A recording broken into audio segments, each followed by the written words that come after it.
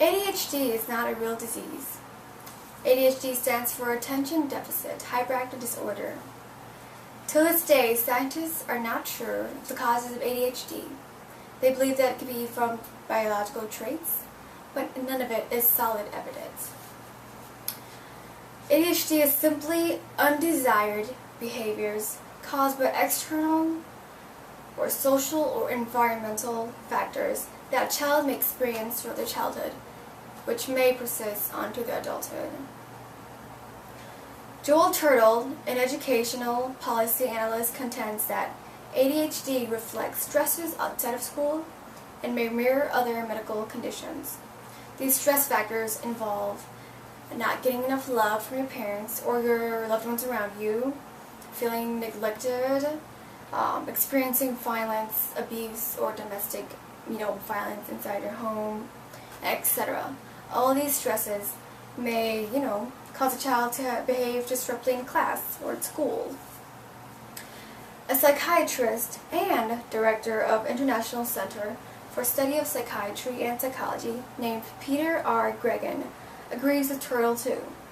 He says, any of these conditions, normal personality variations, emotional problems, or outside the classroom stress factors can disturb a child's attention, natural enthusiasm, or desire to learn in class. Both experts believe that there's nothing wrong with the kid. It's not a real disorder. It's just that there are social factors and differences in the way they're raised, and that is how it affects the child and how the child behaves.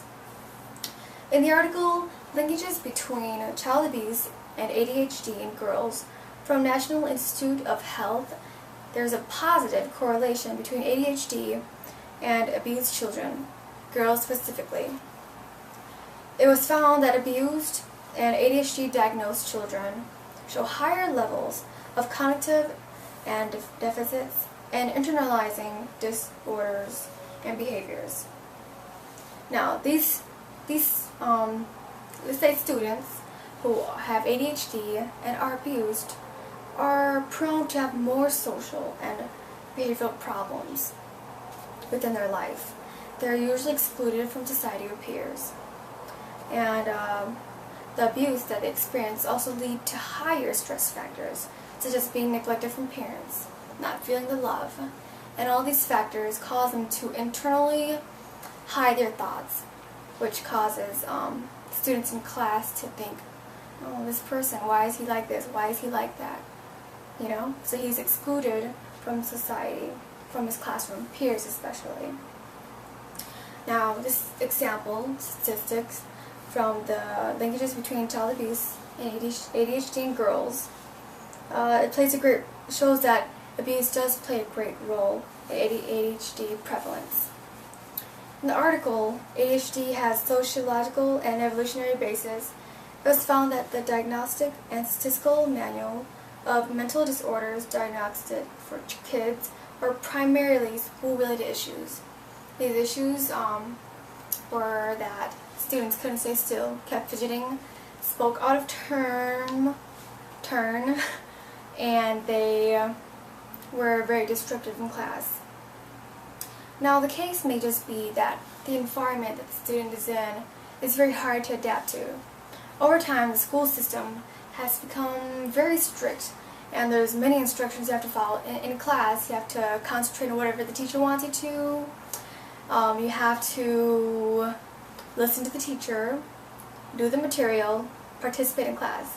But some kids, that environment and just the new idea of all the instructions just makes it very hard for them to adapt to. So that needs to be taken into consideration of the environment I'm talking about. And according to the Center for Disease Control and Prevention data from 1998 to 2009, ADHD prevalence shown that there was an increase for kids with family income less than or equal to 100% or between 100 to 199% of the poverty level. So as poverty levels are increasing, so is ADHD. Now, why is that? Now, the environmental setting that the child experiences if they experience low income or close to poverty level, or even lower than poverty level, that affects their behaviors greatly. This includes how stress factors play a role in this. The child may not have all the needs that they need to get. They may not have all the love they need, and even more, furthermore, they may feel excluded from society because they're born and raised differently.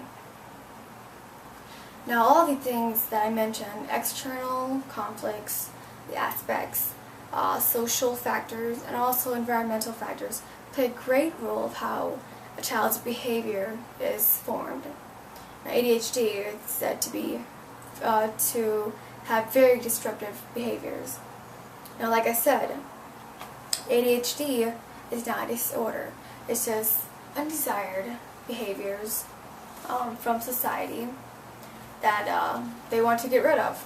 So they treat that by using medicine, Ritalin, when it first was found. So, before you take your child to the doctor and say, oh, I think she has ADHD, you must take into consideration of the social factors, environmental factors, and also external factors that may be affecting them outside of school, or maybe in school, or maybe at home.